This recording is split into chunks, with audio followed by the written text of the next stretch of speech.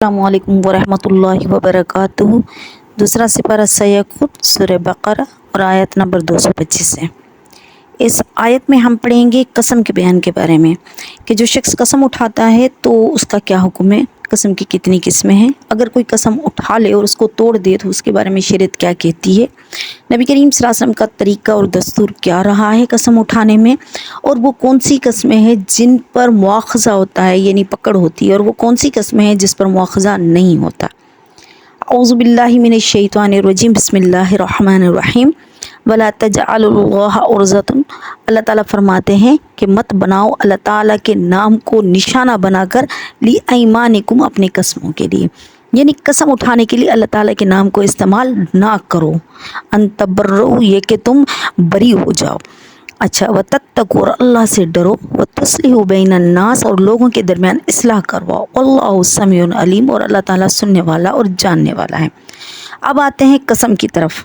اللہ تعالیٰ فرماتے ہیں کہ میرے نام کو نشانہ نہ بناؤ قسمیں کھانے کے لیے، کیونکہ ایسی چیز کے لیے قسم اٹھانا، آپ پہلے یہ بتا دوں میں آپ کو کہ قسم کی بھی قسمیں ہوتی ہیں۔ ایک ہوتی ہے قسم لغو جو کہ نیچے آ رہی ہے، ایک ہوتی ہے اللہ تعالیٰ کے نام پر قسم اٹھانا۔ پھر وہ کون سی قسم ہے جو ہوتی ہے، مثال کے طور پر ہمارے عام طور پر جو ہوتی ہیں قسمیں، یہ کہا جاتا ہے مجھے ماں کی قسم ہے، خانہ کعبہ کی قسم ہے، میرے نور کی قسم ہے، تجھے تیری ماں کی قسم ہے، یا اس طرح کی جو قسمیں دی جاتی ہیں شرعاً قطعاً غلط ہے، حرام ہے، جائز ہی نہیں۔ اللہ تعالیٰ کے نام کے علاوہ کسی اور کی قسم اٹھانا جائز ہی نہیں ہے، صرف اللہ تعالیٰ کے نام پر قسم اٹھا سکتے ہیں، اور کسی بھی چیز کے نام پر قسم نہیں اٹھا سکتے۔ قسم جو ہے وہ صرف اللہ کے نام کی ہوتی ہے۔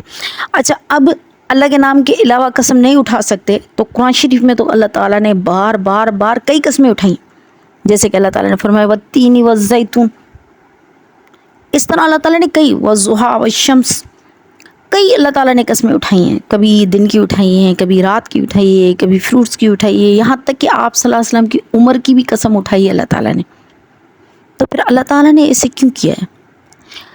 چاند کی اٹھائی ہے، والقمر، اس طرح بہت ساری اللہ تعالیٰ نے قسمیں اٹھائی ہیں۔ تو یہ قسم اللہ تعالیٰ نے اٹھائی ہے، یہاں تک کہ اللہ تعالیٰ نے نبی کریم صلی اللہ علیہ وسلم کے شہر کی بھی قسم اٹھائی ہے۔ تو جب یہ ساری قسمیں اللہ تعالیٰ نے اٹھائی ہیں تو پھر ہمارے لیے کیوں حرام ہے کہ ہم اللہ تعالیٰ کے نام کے علاوہ کسی اور کی قسم نہ اٹھائیں؟ تو اس کا جواب یہ ہے کہ اللہ تعالیٰ پر ہمارے قانون لاگو نہیں ہو سکتے، ہمارے قانون ان پر اپلائی نہیں ہو سکتے۔ کیوں؟ کیونکہ آپ دیکھ لیں کہ اللہ تعالیٰ نے انسانوں کے لیے تکبر کرنا حرام کیا ہے، تکبر نہیں کر سکتے، جس نے تکبر کیا اس نے اللہ کے ساتھ جنگ کی، لیکن اللہ تعالیٰ متکبر ہے، اللہ تعالیٰ کی شان ہے تکبر کرنا۔ پھر اللہ تعالیٰ نے کسی پر احسان جتانے کو، احسان کر کے اس کو جتانے کو انسان کے لیے حرام کیا، حالانکہ اللہ تعالیٰ کا خود کا نام منان ہے، منان کا مطلب ہوتا ہے کہ احسان کر کے جتانے والا۔ تو اللہ تعالیٰ پر یہ قانون لاگو نہیں ہوتے جو انسانوں پر لاگو ہوتے ہیں۔ تو اللہ کی مرضی ہے، جو چاہے کرے، اللہ کی مرضی ہے جس چیز کی قسم اٹھائے، لیکن ہم انسانوں کے لیے اللہ تعالیٰ کے علاوہ کس کی قسم نہیں اٹھانی چاہیے۔ چلو جی، ہم نے قسم اٹھا لی تو ہو گئی، نہیں ہوئی، جب جائز ہی نہیں ہے تو قسم ہی نہیں ہوئی۔ اب ہم کسی کی بھی قسم اٹھا لیں تو اس سے ہوتی نہیں۔ اچھا، یہ تو ہو گیا ایک بات۔ دوسری، دوسروں کو قسم دینا، تجھ کو قسم ہے اس چیز کی یا اس چیز کی، تو یہ بھی غلط ہے۔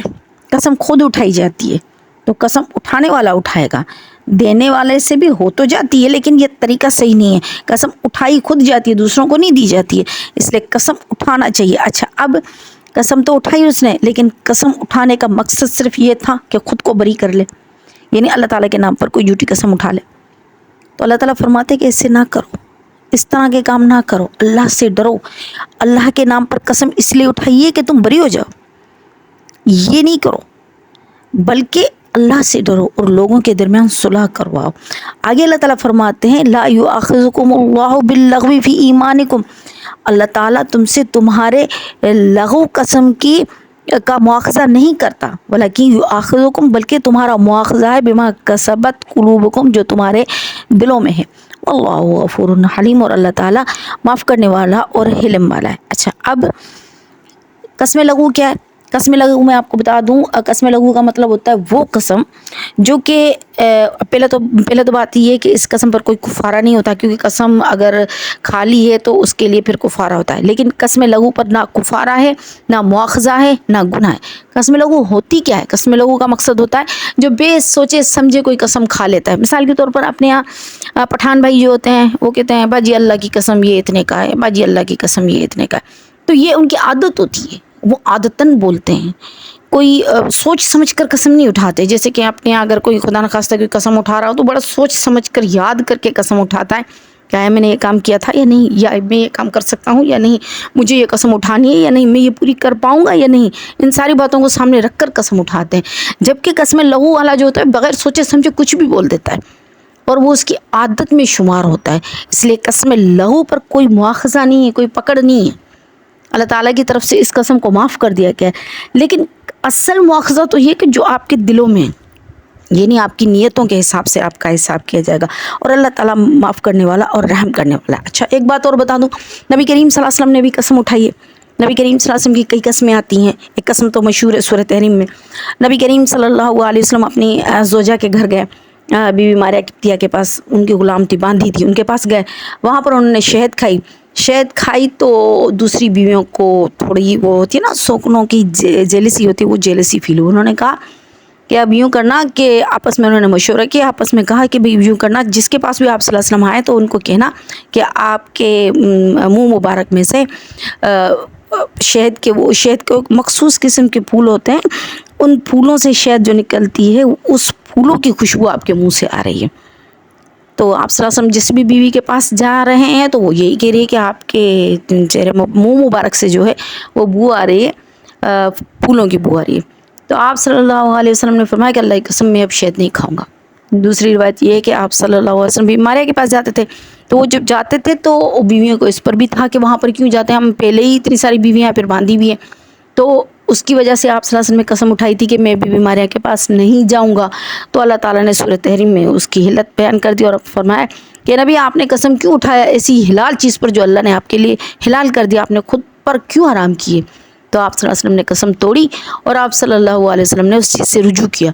तो अगर कसम, फिर हदीस में भी आता है कि अगर कसम उठाते हैं और वो कसम के अलावा किसी चीज़ में अगर तुमको बेहतरी लग रही है तो कसम तोड़कर वो बेहतर काम कर लो, फिर कसम का कुफारा दे दो। ऐसे ही एक ताबी की और सहाबी की रिवायत आती है। फरमाते हैं कि जब वो एक ताबी सहाबी से मिलने के लिए गए तो उनके दस्तरखान पर मुर्गी का सालन था।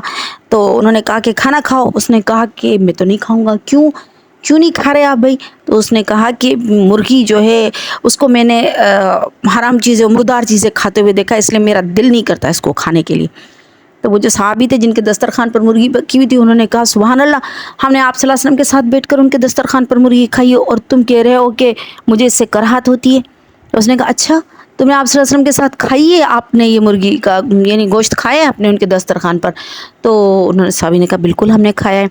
तो फिर उसने कहा ठीक है, अगर आप सल्लल्लाहु अलैहि वसल्लम ने मुर्गी खाई है तो फिर मैं भी खाऊंगा। और उन्होंने कसम तोड़ी और मुर्गी खाई और उसके बाद उसका कुफारा दिया। यानी अगर भलाई किसी अच्छी चीज़ में हो, कसम उठा भी ली हो सोच समझकर, लेकिन अगर भलाई किसी और चीज़ में हो तो कसम तोड़ देने को ज़्यादा बेहतर समझा जाता है। और इस्लाम इस बात के बारे में ताकीद करता है कि कसम तोड़कर आप वो काम कर लो और फिर उस कसम का कुफारा दे दो। और कसम भी पूरी हो गई और आप लोगों की यानी कुफारा हो गया, तो फिर इंशाअल्लाह अल्लाह ताला भी माफ़ करेंगे और वो अच्छी बात की तरफ आ जाए। तो ये सुन्नत रसूल भी है कि आप सल्लल्लाहु अलैहि वसल्लम ने भी ऐसा ही किया है।